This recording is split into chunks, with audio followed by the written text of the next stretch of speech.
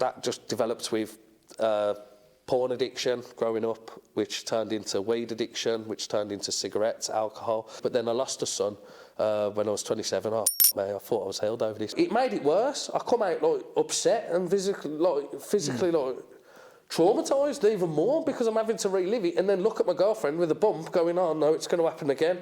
I was getting depressed because her mum was upstairs in the pub getting to have all the good times. I'm downstairs till midnight every night. By the time I get up there, she's asleep. So I'm like, well, I'm a dad and I don't even get to be a dad. This child will never ever question like the way I've questioned myself growing up and, you know, the way I'm needy for approval and things like that. She'll never have that because she'll bloody know that she's the most loved thing in this world, do you know what I mean? So.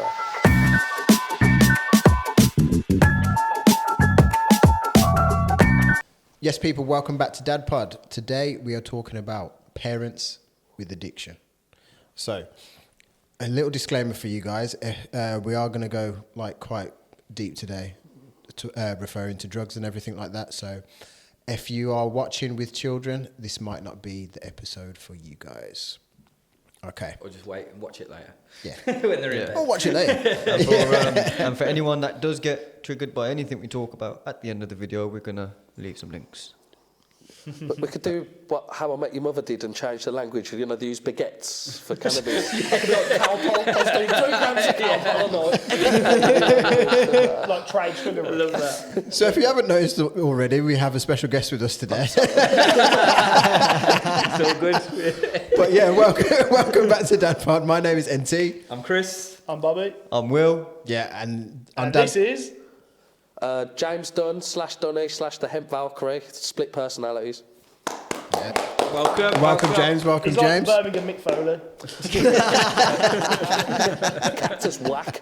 Oh, God. If you didn't know, James is a bit of a comedian as well, so you're in for a treat with this one. So we are going to be talking about, you know, some quite deep subjects today involving addiction. James has been a friend of ours for quite a few years now. We've crossed paths on a creative level, and we've sort of stayed in touch like, since those days of finding our feet in hip hop. But here we are today. I'm really happy that we've got James on. I've seen from afar kind of the situations he's been going through. We recently met up, didn't we? Went to a football match, which he really enjoyed. Yeah. Changed his allegiance to his football team.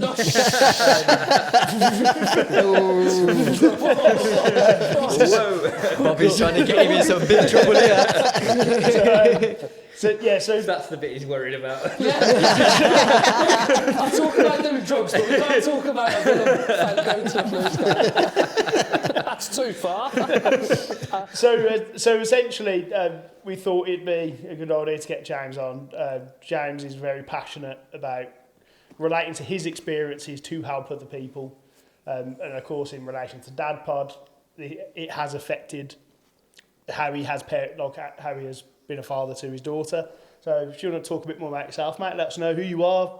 Yeah, like I said, just first off, shout out to the lads for keeping this up, man. And thanks for coming, man. No, it's in the blood, isn't it? You know, like media and creativity and stuff. And some people fall off, but you lads have stuck it through, so I appreciate that. Thanks, and that's me basically. I was always been creative growing up.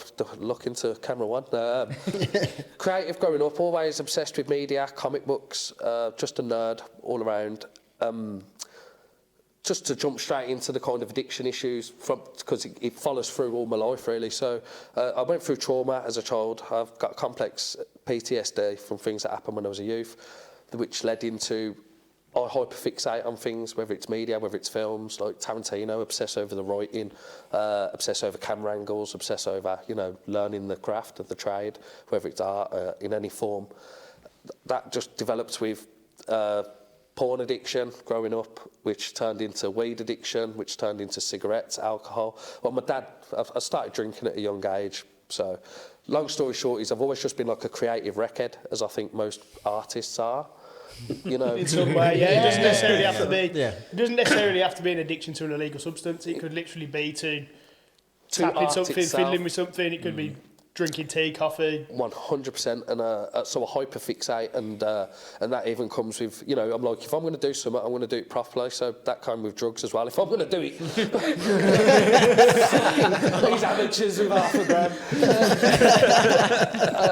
So I really go for it, and so that carried through my life. I went and did management in bingo. So okay, ladies and gents, here we are. So that picked that up. That's better than it sounds. You For a just month. switch back into that voice. That's amazing. Right back in. That used to be my party trick when I used to go pulling. I'd be wrecked. I'd be like, "How you doing, bab?" And they'd be like, "What the f***? What do you do?" I'd be like, "I'm a bingo manager." And I go, "F*** off," and I go, "Okay then." Can I just say? No matter how wrecked I get. Well, I used to put it on my resume, like, you know, are you a good bingo caller? And they'd be like, "Well, I can call my sixes without slurring when I'm pissed." So, you know, 66. I keep looking at Bobby because The swear jar is full. I think because new rule, by the way, Bobby invited our guest on today, so he is liable for their swear jar points, and he's currently now £5 down. I'll cover you. We were friends before the party. Bobby's remortgage. It'd be like the old M&M tracks and they played it on the radio, just beeping it. Like, what are you even playing it? So yeah, that's my early 20s. I did bingo management. I moved up north, and my addictions to painkillers. I got a pin in my shoulder, which led to painkiller addiction, along with alcohol abuse. Like I said, I've always been like a high-functioning wreckhead. Since a young age, so every job I had, I've been promoted to management, but I've always maintained the ability to drink, take some kind of illicit substance, more than one normally, and get through it, kind of thing. And that's, like I said, I've always maintained this love of creativity behind the scenes, but obviously you need a job to earn a bit of money. Thankfully, that's kind of become the case now through social media and the advent of they're like the new magazines. I'm subscribing and things like that, so I'm monetised on social media. I do all right for myself, get a few £100 a month and that, do you know what I mean? So I've just recently, before we go into what happened with my daughter, so that's another trauma just to jump into. My cocaine addiction and Class A addiction, I always had a handle on it. I could go to raves, do MDMA, do coke or whatever, and it was weekend. It was only I'd smoke all week, but then I lost a son when I was 27. Oh, man, I thought I was held over this. But anyway, Dante, his name was, he was 28 weeks and he was stillborn. He'd come out, and that broke up the happiest relationship I'd ever had. I was with 5 years with my ex, creative. That's when I was making music. That's when I met you guys, probably when I was living in Telford and things like that. And we split up, and it's almost like the grief of the child. There's multiple layers to this, seeing as this is about being dad. It's the whole point. It's DadPod, not drug pod. And is that I wasn't ready. I thought she was trapping me because I was elevating, because I was doing well on YouTube. I've been doing this for years. I'm 36 now. This would have been when I was 26, 27, so 10 years ago. My YouTube was doing well. My social media was starting to take off. And she was like, "Should we try for a baby?" And I was like, "Yeah, well, you know, we'll think about it." And then boom, she was pregnant in a week. So I was like, you've trapped me here. Even though I was happy with her, I was a bit like, you've done this on purpose, because you can say, because I was drawing attention, and, you know, obviously, no partner wants that. But I was loyal, and then we lost it. And I felt guilt for that, because I was like, and now I'm spiritual, I kind of still do, and I believe that it to be true, but I've got a bit of peace with it, is that because I didn't want him, and I was ready, and I was a bit selfish, that's why we lost him, do you know what I mean? And that just sent me on. I went to Birmingham for a night at Cogs Bar for I think who was doing Nero or somebody was headlining, and she'd seen a picture of me with 2 girls or whatever, and she just messaged saying, "Don't come back." I had all my media equipment, all my studio set up there. And I've never been back since. Never spoke to her since. It was just like boom, done. 5 years of my life, 5 years of you know. So I went back to my childhood pub that I grew up in on the area in Birmingham, staying at my aunt's on the bedroom floor. And I started drinking and eating the drugs and that. And I got took on. I knew one of the women there from my bingo days, Julie. And I said, you know, I need a job. I'm on my this has happened. I've lost a son. I'm in the pits. And then a week later, she called me, give me a job. And I started my trajectory then, become a team leader. But I was just heavy on it then by that point, because I was still grieving. All this happened within a month. So I lost my son.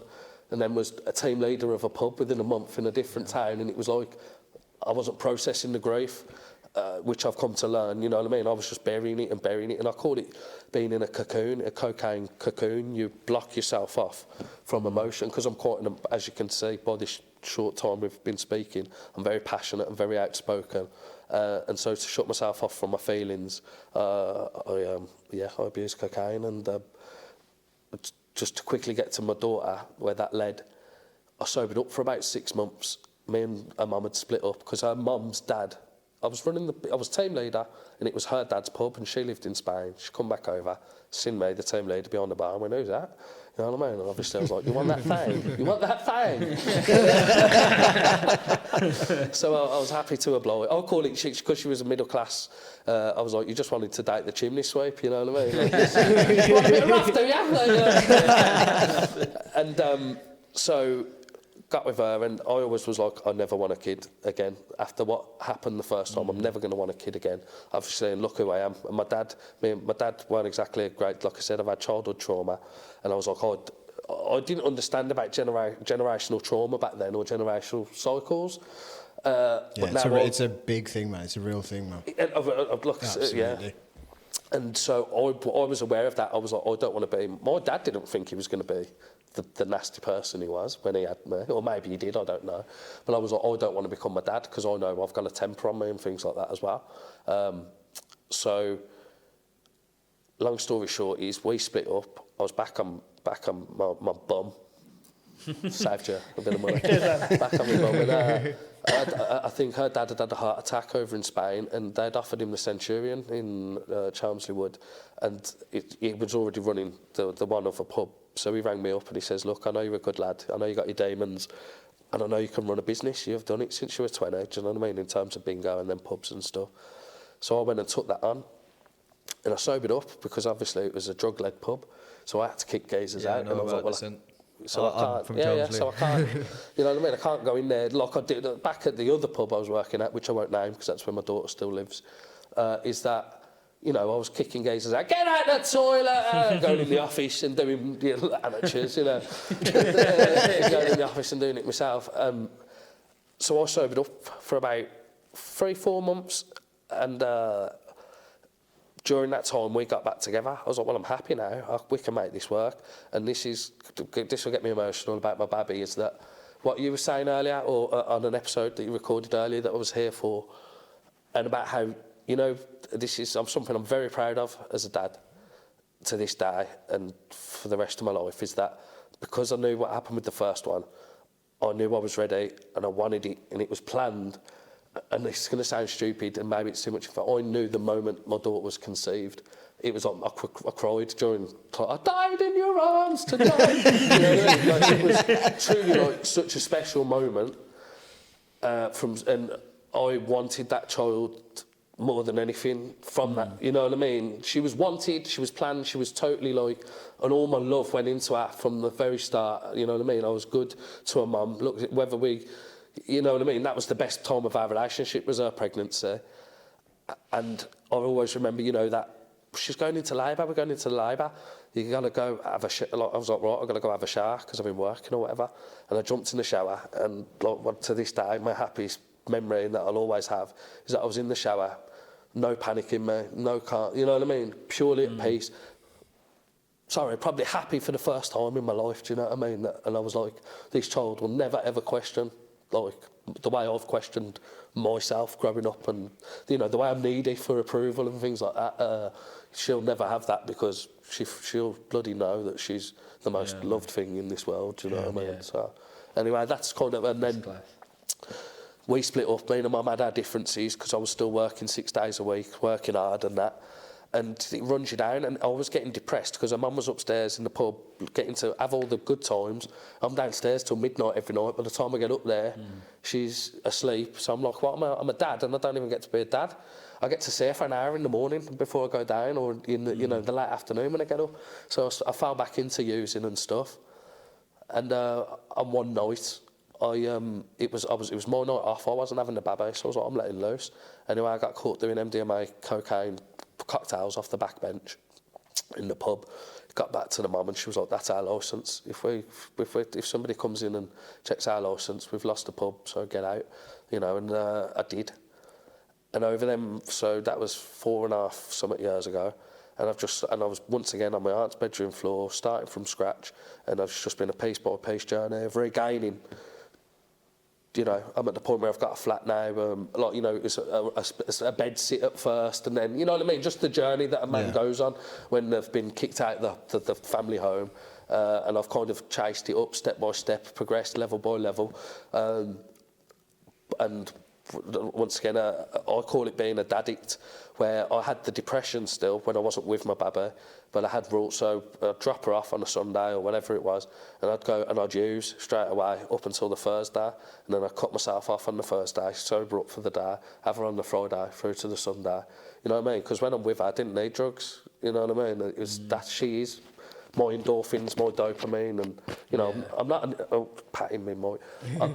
You know, I'm a scientist at heart, and I'm a researcher, so I understand the reasons why I did the drugs, and that's kind of where we got to. But then, about 3 months ago, I fell off the wagon big time. Where I'd moved on. I was doing therapy, approaching my issues. I'd give up the cocaine and the alcohol, and but I'd moved on to psychedelics, microdosing psychedelics during therapy sessions. But my mistake was I bought an ounce of it to buy in bulk, because Costco, you know what I mean? Yeah. Kirkland. And one night got away from me. There's layers to this. It isn't just me being there's social factors and things I could discuss, what we discussed before the podcast, which I don't want to discuss publicly, but there was reasons where I basically just dunked my head into 25 grams of ketamine, took 7 grams of 12 milligrams psycho, whatever, mushrooms, and I basically rolled the streets naked and lost my head. Just absolutely had a mental breakdown or a spiritual awakening, depending on how you want to look at it. And I woke up to a text message the next morning saying, "Don't approach me, the school. You're not safe to be around, you know what I mean? You've lost access to your daughter." And bearing in mind, I've never missed a weekend with her from the day she was born. I'd always sobered up, you know what I mean? Like, even though I had my issues, I prided myself on being a good dad. Toilet roll, running away from that. So, and this is just getting you up to speed to where I am now. So that was 78 days ago, and I let it get out of my system for 2 days, and before I started my sober date, which is 76 days ago, and I'm 76 days sober from absolutely everything. So that's where we are now. Congratulations on that. Yeah. I have to say a big congratulations on the journey in itself, because similar to yourself, I was kicked out of the family home and had to make my way up, but I wasn't battling a strong addiction at that same time, and it was hard enough without the added addiction and everything. So hats off to you, honestly. Fair play to you as well, brother. We're all in it together. That's one thing I'm learning as well. As people say, "Oh, it's really inspiring," and it's like this. I think addiction for our generation is a proper do you know what I mean? Our generation is being wiped out by it because of you know, and it's more about changing just get off the drugs and get off the drink. Yeah, that's great, but we need to start tackling. There's an experiment to do with the rats, isn't there, where you put a rat in a cage with nothing but a morphine drip and a water drip. They'll always have the one with the morphine in, but you put it in a rat utopia. It's got spinning wheels, it's got everything it wants. It'll drink the water because it wants to live. So addiction comes from your environment as much as any kind of nature. And from your story that you've told us, that kind of cements that it does come from your environment, because when you're in a situation where, from what you were saying, when you're in a situation where things aren't really going your way in the way that you want them to be, and it's making you depressed and stuff about it, because you've had the past of leaning into addiction, it would make you fall back into it. Whereas when you were with your daughter, you had a focus, and you've got something to focus on and something that makes you happy. So you wouldn't need that substitute at all. 100%, Yeah. So I think we've all got similar brains in the sense of the way we think about things, the creative side of things. So something I can like identify with in situations, and I've experienced it myself, is self-sabotage. So like where you get to like a point where things are starting to go well, and it's like, hang on a minute, you start to question it. I wonder like if that's part of the same thought process, or if the addiction takes that further, or is completely separate. It's completely, is that, once again, saying about childhood trauma, your conditions of what love should be are formed between like the age of 2 to 8 or whatever it is, and I was basically abandoned, shunned. I was taught that I had no value. You know what I mean? So, like what you're saying, the moment you start to, self-sabotage becomes that. The moment you start feeling comfortable, and this isn't what love is. This isn't what I know love to be, because my formulation is a broken home. It's arguing, it's violence, or whatever, you know, it may be. So yeah, I agree with that. And as I say, coming out of addiction is that understanding of not shrinking yourself. Addiction is shrinking yourself as well to fit into other people's, how they perceive you. So would you say the addiction's like separate to that, or like an extension to that? I would say it's definitely an extension to it. I think it's a part of it. Chemical dependency comes after you've depended on the chemical for a little while, but to get to that, you know what I mean? You have to experiment and use it. You have to get there, yeah. So you have to, you know, you're not an addict for the first 2-3 months, you know what I mean? You're just somebody experimenting with drugs. But in order to want to experiment with drugs, it's a bit of fun, yes. But then, so, and I won't go too much into, like I say, the problems with my ex, but one of the things that was an issue was, like I've explained to you, I lost my son. And I was running a dad's business for her, and I was run ragged as far as I was concerned. She would say that I was lazy, even though I was doing 6-day weeks, whatever. Anyway, I won't go too much into that.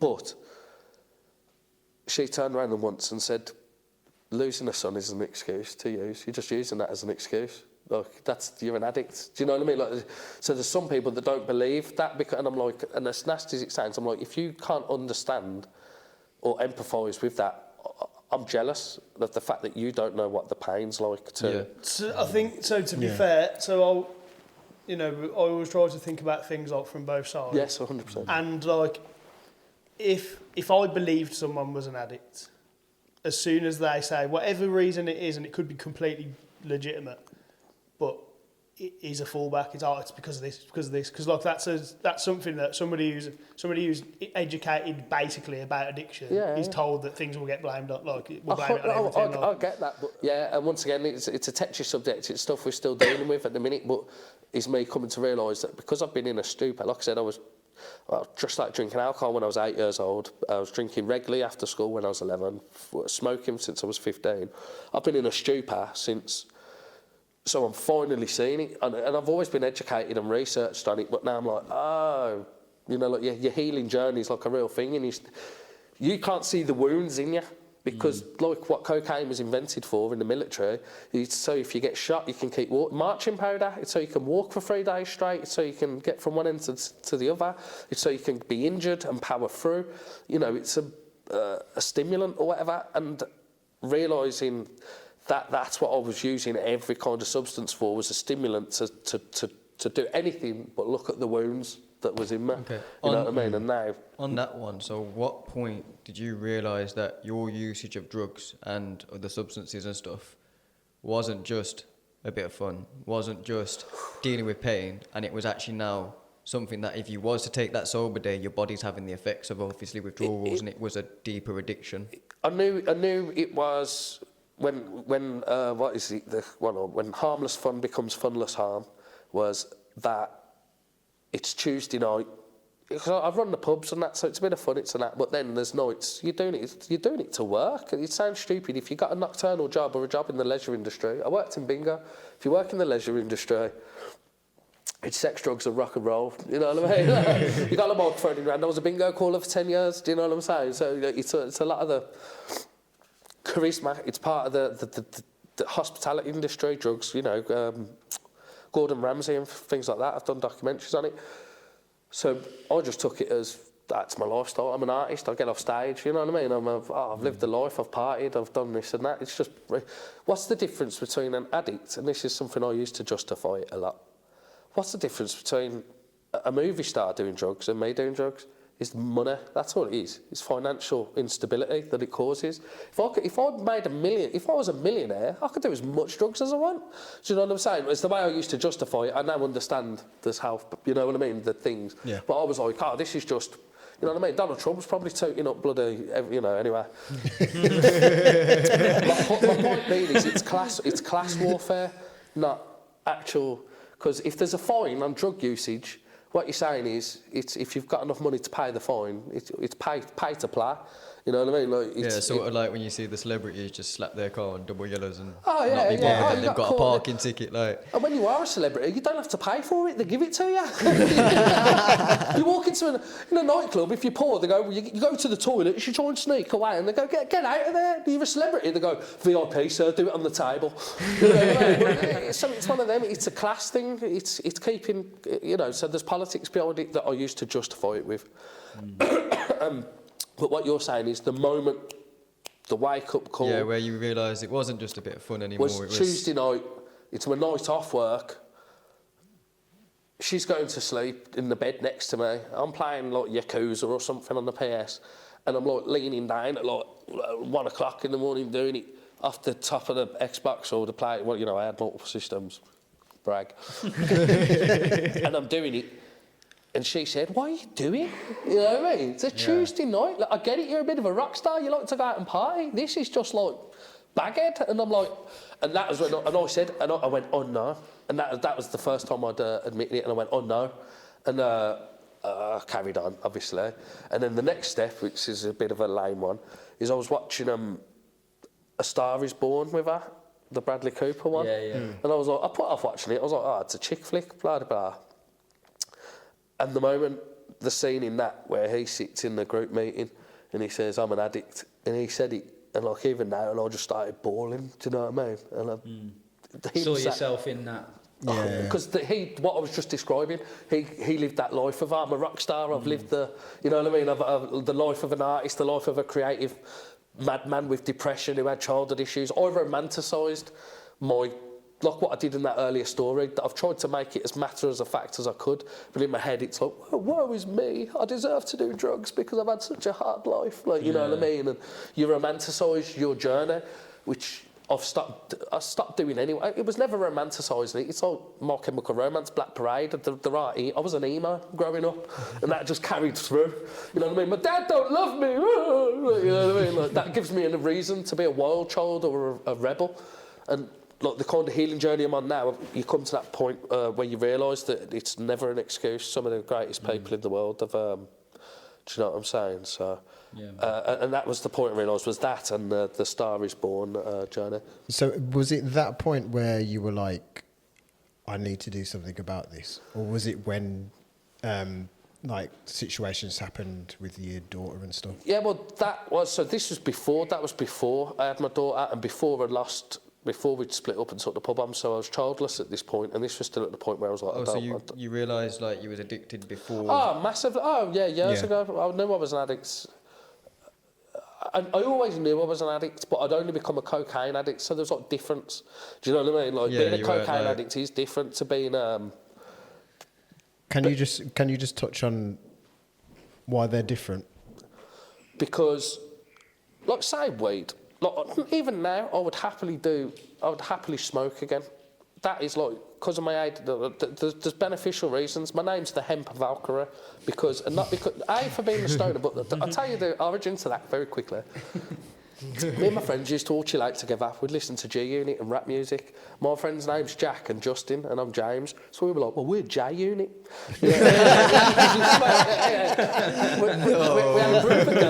a group of girls that smoked with us, and we called them the Green Ladies instead of the Pink Ladies, like off Greece. And together we were Stoners Inc. And I was like, Stoners Inc. Wow.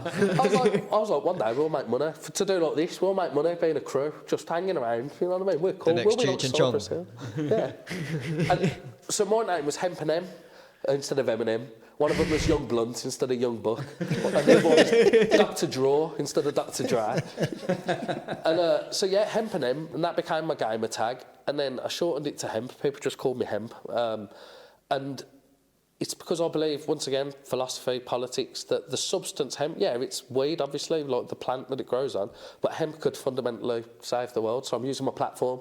Hemp, food, brick, you know what I'm saying? It's the practical applications for the actual resource of hemp that we could grow in our garden is limitless. So that became like a lifelong philosophy. And the Valkyrie, I'm into Norse mythology from a young age, and the Valkyrie carry people who live honourably or battle, die on the sword that they fight on to Valhalla. So I kind of combine them motifs of I'm willing to live by the sword, die by the sword. But I've got a sharp tongue, which gets me in as much trouble as it gets me benefits. So that's why I believe hemp and weed is a perfectly fine kind of background drug that should be legal. It's a herb, like, Cat Williams and all that is. If you burn it, it just so happens to. But cocaine is... Cocaine is manufactured, isn't it? Whereas it's from the coca grown. leaf, it's extracted, but it's like almost on a spiritual level. I think the drug you are doing, on a scientific, fundamental level, everything you intake, and they say you are what you eat. You are what you consume, no matter what that is, whether it's entertainment, whether it's... And with substances, cocaine is a greedy, vicious, selfish drug, and it turns you into that. It locks you off, it closes you up. Like I said, and when I was doing psychedelics, I was like, this has opened me up. You become what the drug is, and that becomes who you are as a person, as a character. So it's all right saying, I'll do a bit of drugs, but yeah, cocaine, anything in small doses, you can enjoy it for what it's meant to be. But like with water, too much water can drown you. You know what I mean? So you start consuming more than you're meant to consume, and you become the living embodiment of that drug, as far as I can see. You close windows, you shut off, you're paranoid, you're having 8-hour... You know what? It's very... It leads to other addictions where, It's very interesting that you say it like that as well, like comparing weed to cocaine. Without going too much into it, I've got a background where I've been around both types of users, and I find the cocaine users are the ones that did anything and everything. The ones that are not just doing it on the weekend, but they're calling on a Monday to go get their fix. They do anything and everything, but the weed users were usually just the laid-back stoners, had a normal 9 to 5, were able to somewhat moderate it. So it's interesting that you say the difference between the types of drugs you use. Actually, the addictions you have, some of them are acceptable, but others are, you need to. I know a couple when I lived up north, and they'd smoke crack on the weekends. And then I think one of them was a lawyer. Do you know what I mean? So it's like, if Monday to Friday, work hard, Saturday, Sunday, play hard. If you can compartmentalise them parts of your life, who is you? You know what I mean? Is that an addiction, or is that just recreational? If you've got the willpower and the strength to do it, my God. The problem is how long before that willpower That's the evades thing. you. Because I used to, You are walking like I said, tightrope without there. going into too much detail, I was around them types of users a lot in my youth years, and there was the office workers that would come to me on a Friday and they'd be around me and get their stuff, but then when, I'm going to swear jar, hit the fan for them in their life, all of a sudden they're now calling up on a Tuesday or Wednesday midweek. Oh yeah, and it consumes them. That's where it bleeds into, and that's what's happening with me, or that's what happened with me. But because I've been management for so long, I could afford it. So it was like, I didn't see an issue with it. I was I've always been a high functioning addict. I've never, I call it, there's times where I've robbed Peter to pay Paul, where it's like I'm juggling money. But I've got no debts at the minute. I'm probably one of the, you know what I mean? I've ran up some debts, I was doing like 1,500, $2,000 a month, but I was earning that. I had no bills because I was running a boozer, or I was running a bingo hall. I wasn't even a cokehead when I ran a bingo hall, so I was just smoking an ounce of weed a week, and that's, like you said, that's fine if you can pay for it. If it's 150 quid for an ounce of weed, I remember the days. And, I won't comment. 1.8 for a 10. Oh. And, God, the kids these days, I'll never know. If you are watching, we're not recommending. No. Once again, you've got to have the dark to enjoy the light. So yeah, and that's when I knew, was it when it was a Tuesday night, or when I was asking my guy to, can you drop it off? But I'm locked in the pub. And I'm trying to avoid it from the missus, so it's like, I'll leave it under a cone on the third parking spot from the left, you know what I mean? Yeah. When you start being shady with it and you're not open, like, I've always been open with it to everyone, but yeah, I feel like I'm shouting a bit, so I'll tone it down. But yeah, when you can feel in your heart, you know when it's crossed that line in your head, you know what I mean? Yeah. It's... You can deny it, you can deny it, but you can. There's only. I'm an honest person and I'm an observant person, and yeah, you think you've got a handle on it, think you've got a handle on it, and then it's a Tuesday night one night, and you're leaning over onto the Xbox, going, "I don't want to do this." Your head is saying, or something in you is going, "I don't want to do this line. I don't want to do it." Don't do it, James. Don't do it. And your body's just going, like, you know, swear jar, you, like, you know what I mean? I'm doing it, kind of thing, and it literally is like a physical. It's a, you know, that's why they call it being possessed, and they call them demons and that, because it is like being possessed. Is this something you would be open to your daughter about? Maybe not with the age she's at now, but Massively. I'm open. No, I've got one of my hashtags is no shadows here. Like, you know what I mean? This is part and parcel of, you know what I'm saying? I've like what I'd say to you. There's certain things the only things I'm refraining from discussing on a public forum is to protect other parties that wouldn't allow it. You know what I mean? Of course, Like, in that regard. But anything that stems from me or revolves around me, I'm an open book. Like, literally, I'm an open Facebook. You know, just one of them where I've got no qualms. Obviously, I want to protect her from it for as long as possible. But I'm glad that I've got the experience. I made the video the first time I broke that. The day when I'd done that 25 grams of ketamine, and it was the following day, I made a vlog, and I make a diary for James Dunn, hashtag Nama. But I did it straight away, because once again with my childhood trauma, I don't like people controlling the narrative of me.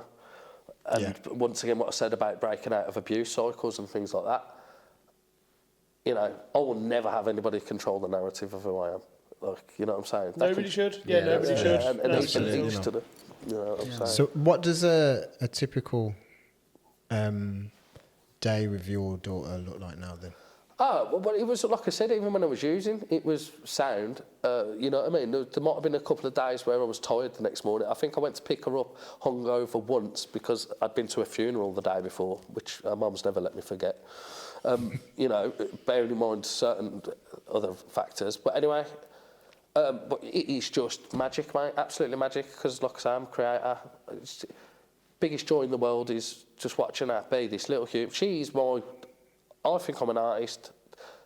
She is my masterpiece, my magnum opus, my legacy. Muse. No matter, she will top everything, any diss track I've ever written, any comic book I've ever tried to write. That's my little colour, and the world is her canvas, and I'm just watching her splash colours everywhere. And It's a beautiful way to describe it. Yeah, That's and so a day is riding a bike. On a Sunday, we do have a routine on a Sunday, which is riding a bike around, laps around the park and a timer, and it's a bit like, you know, it's like Rocky. I'm like, come on, you bum! Like, she's like, Dad, did I beat you, didn't I? I'm like, yeah, 5 seconds faster. I haven't even got the stop line, I haven't even got the clock up. Oh, you were close there, Bab. I'm sorry, she's going to learn about this in 12 years ago. Learn about my personal best.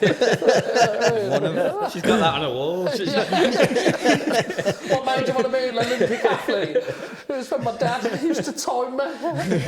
Everything was a lie. One of the questions which we wanted to ask as well was, how do you find navigating the guilt and shame or any sort of emotions like that whilst actively being a father as well?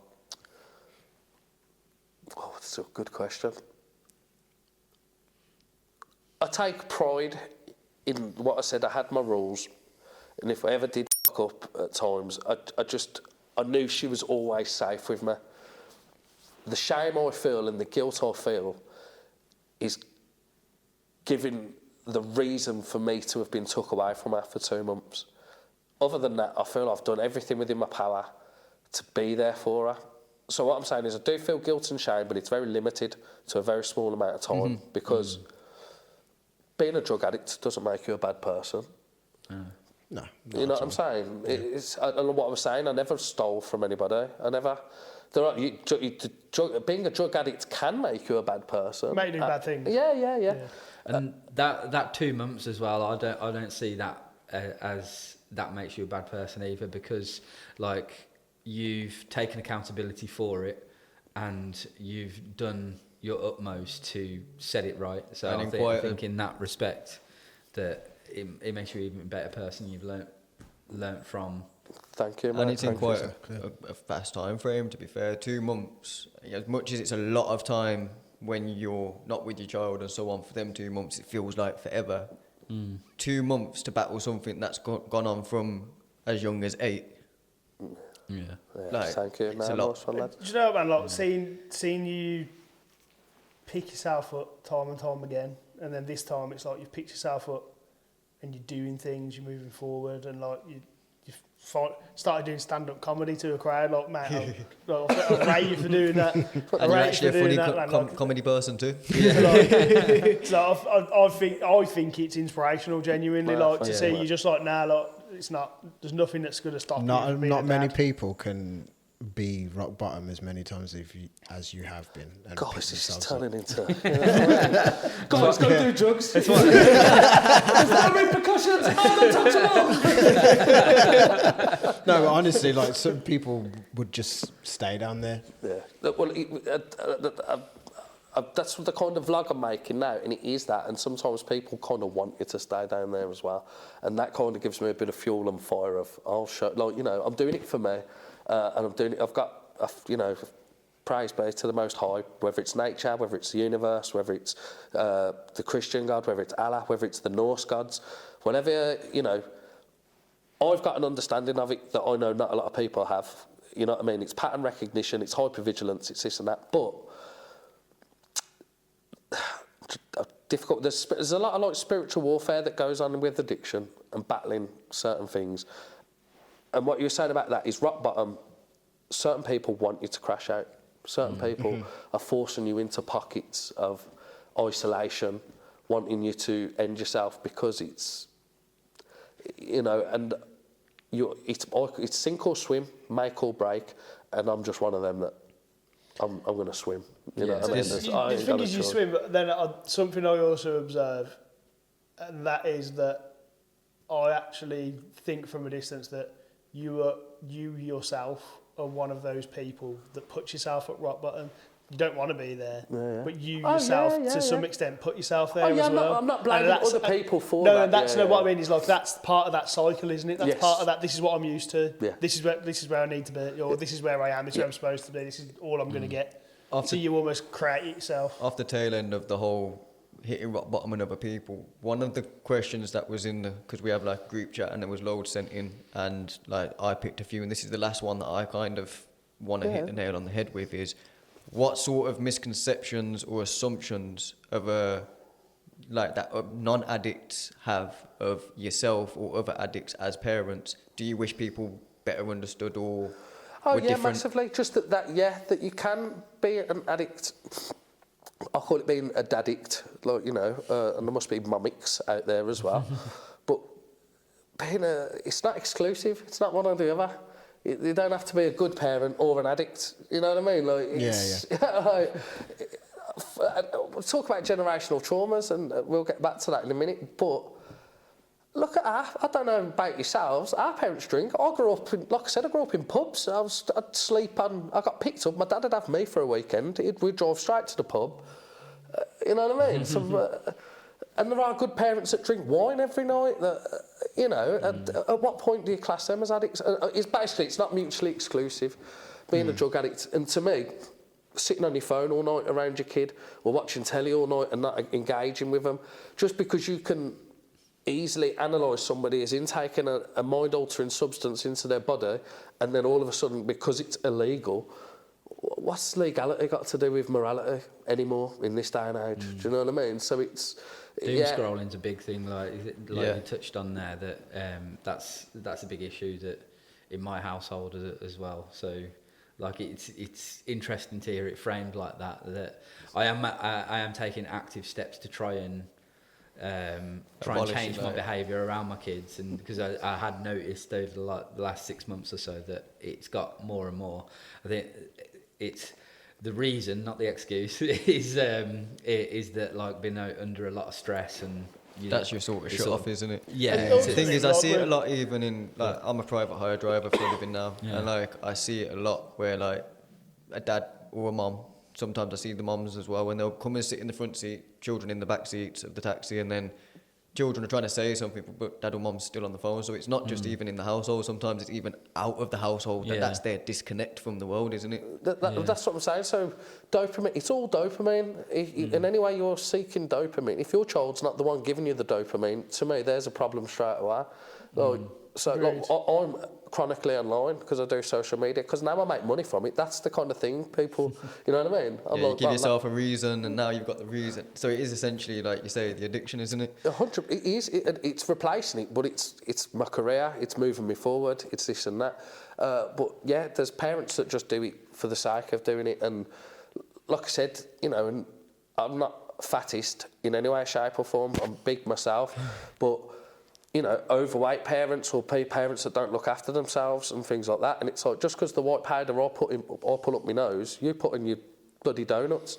Do you know what I mean? It's not, like, obviously it's not getting twisted. There's a reason why some drugs are classified class A. Yeah. There are a lot more dangers, and the addiction can be higher. But I fully support your point of, like, people eating the wrong things. Yeah, like diabetes and things like that. Yeah, that's not kind of type I'm 2 not once again self-cause. slagging them off. I'm kind of trying to make light or I'm trying to make the absurdist argument of. Yeah. But I'm philosophically It's- kind of saying. there what- are fair, like- similarities. Essentially, there are similarities. I liked aren't what there? you said as well about the misconception that you want people to try and understand better is it isn't you're either a good parent or you're an addict. Yeah. And like basically saying addicts can't be good parents because realistically, if you're not, everyone's addicted to something. We Yeah. all are. Yeah. We've all got a little addiction. Everybody's got their vice, man. And there's people that are Christian. Look at religion.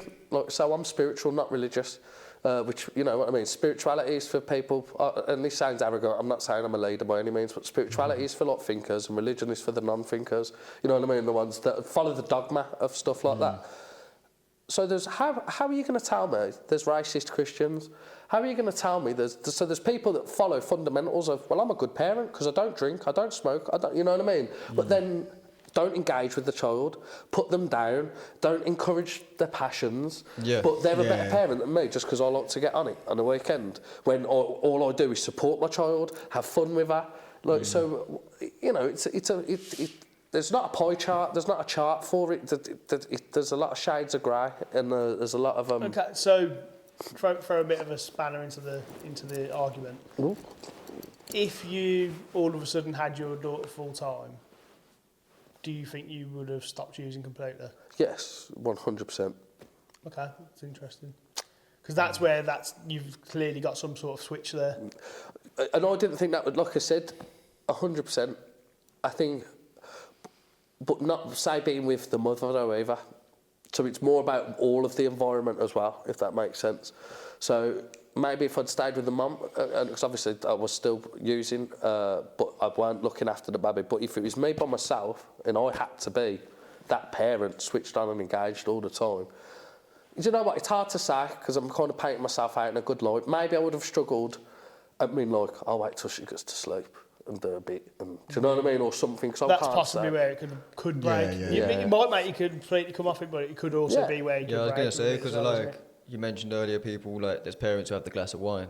They don't essentially have that until the child's in bed. Yeah. And I know, like... So it would go the same for somebody. Yeah, I know, like who's- myself, I was a major stoner, and I'm open about that. I've got music online that shows it. I was a major stoner before having the kids, but I cut down majorly. And my main usage time is when they're in bed. Well, it's my only usage time. I'm not using it or smoking when they're awake, and I've got to be active because it slows me down, relaxes me. But then, come night time, that's when I would. Be a if good I am. sketch that would, wouldn't it? If you replace like a glass of wine for like drugs or something. Like, oh dear, the children are in bed. Shall we have a live now? Shall we get one on there? No, it's always been my argument though, like, because obviously weed's illegal. My argument used to always be, 1 second, you moan at me if I want to have a smoke when the kids go to bed, but are you moaning at the parents that have a glass of wine or crack open a beer when the kids go to bed? So that's always been my argument, sort of thing. Well, like, that's the argument I used to say to her mum because we ran a pub together, and I'm like, because I've always been quite. It's a funny story actually. I went and did my licensing course to get my personal licence to run the pub, And I'm unaware, I'm just team leader at this point, and I'm going up for my management, so I need a personal licence. And we're on the course, and the guy's like an ex-policeman or something. And I'm like, before we'd even started, he picked out my hand tattoo, and he went, I'm an ex-policeman, you're going to be trouble, you are, or something. And I went, nah. And then before we got to the question on the course, which is learning that, before I knew that there was, that's going to ruin the punchline, won't it? I basically went to him, so, I'm a bit of a philosopher, I'm a bit of a thinker, you know what I mean? What's the difference between, pubs are just legal trap dens, or legal crack dens, where you're selling poison that's ruined families, causes domestic violence, has broken up homes, causes addiction. And what's the difference between that and my drug dealer, which, like what you say, the old street song, the irony of it all, who's just a peaceful, loving hippie, likes to smoke and chills out, And the geezer was like, you're going to enjoy this course. Like, zero tolerance policy in any building that sells alcohol for drugs. And it's hypocritical as far as I'm concerned. And if I was ever involved in politics in any way, it'd definitely be on my platform to balance the scales, pun intended. You know what I mean? So, I think it is hypocritical because alcohol destroys more lives than anything. So... But I hear that. It's taxed. I seen a meme about it the other day. What if you used to, like drugs these days have to go through ADA, some kind of acronym approval.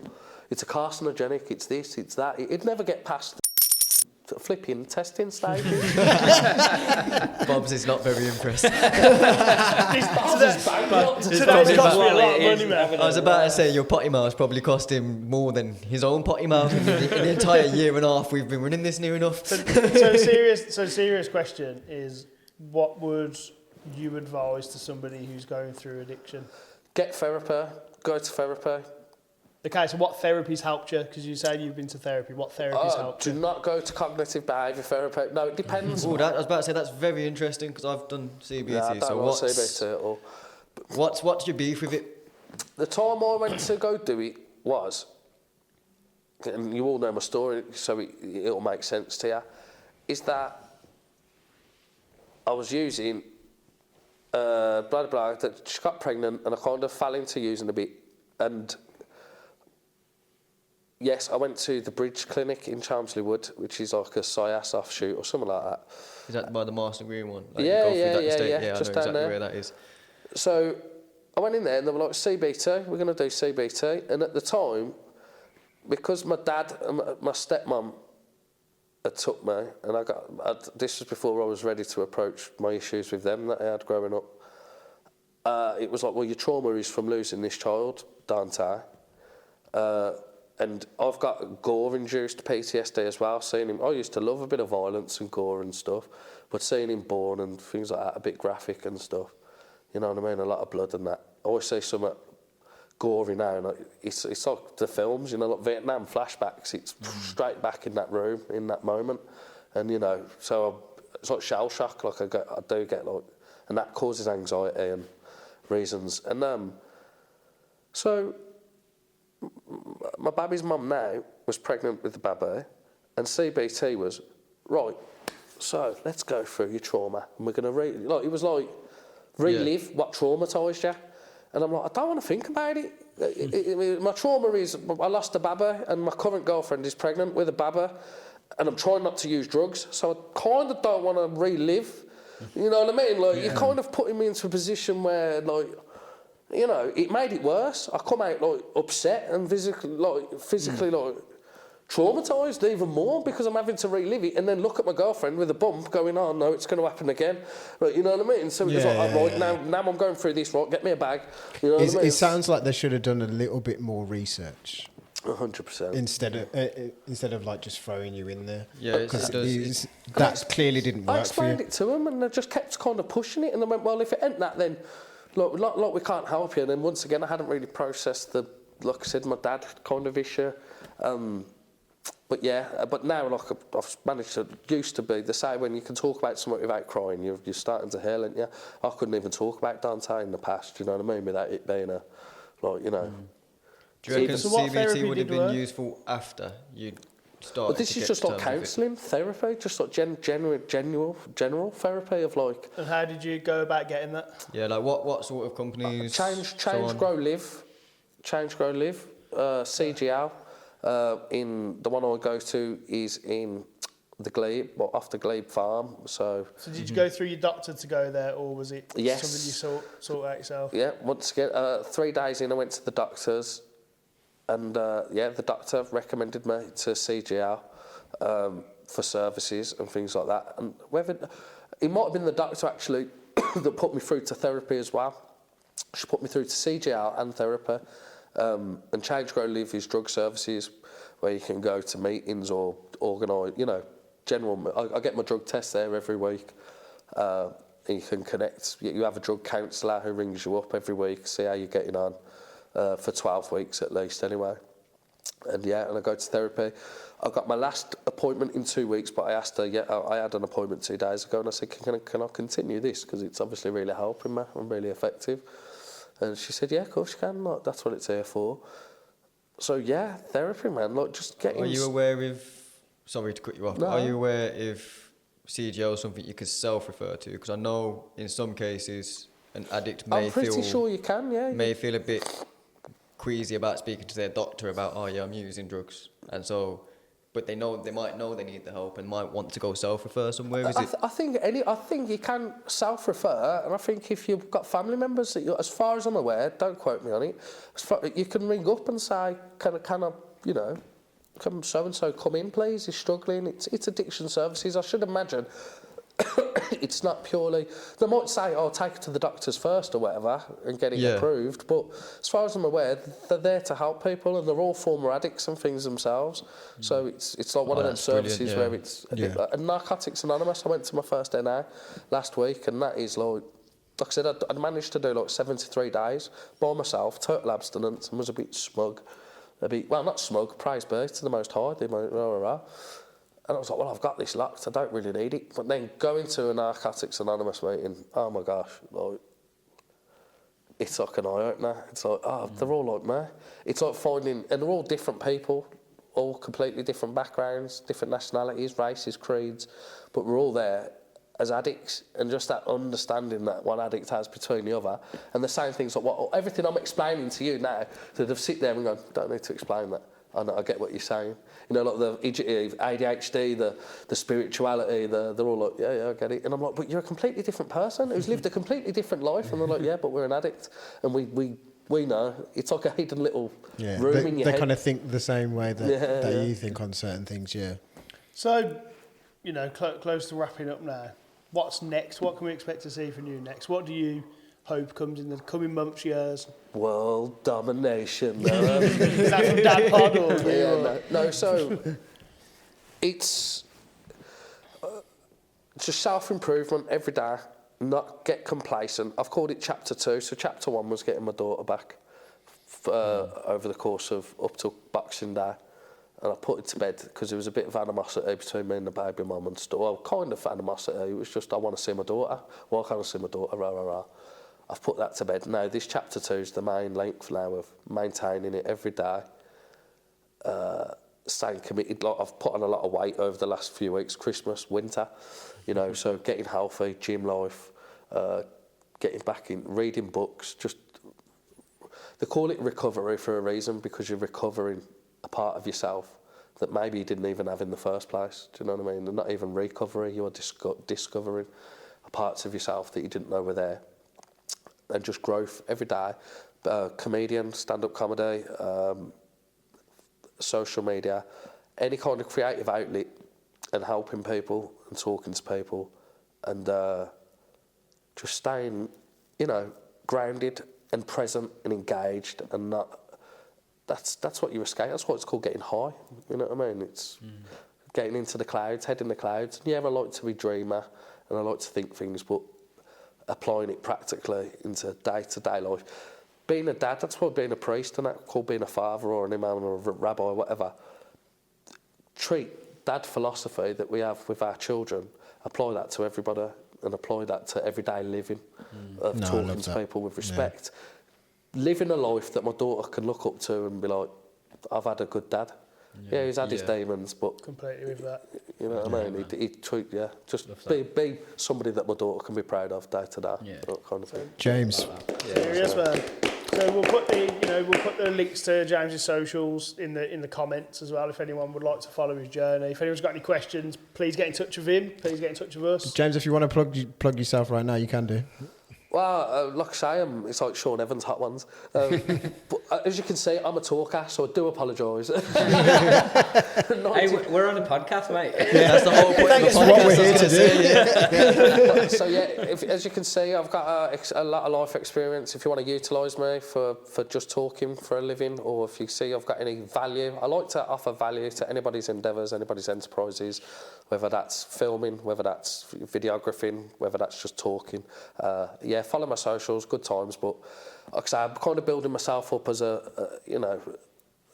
myself as a brand, and all that is comedian, bit of a joker, love me comic books, I like to create art, let's build together, grow together, and let's be good.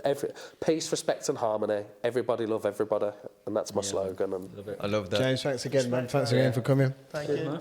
So, guys, like Bobby touched on, we're going to leave any links and descriptions, any links and stuff like that in the description. If you relate to anything that James has said today and you want to leave a comment so we can talk about it further, please do. And I just want to say, if you are dealing with addiction and you want to find some help about it, then don't be afraid to reach out for it.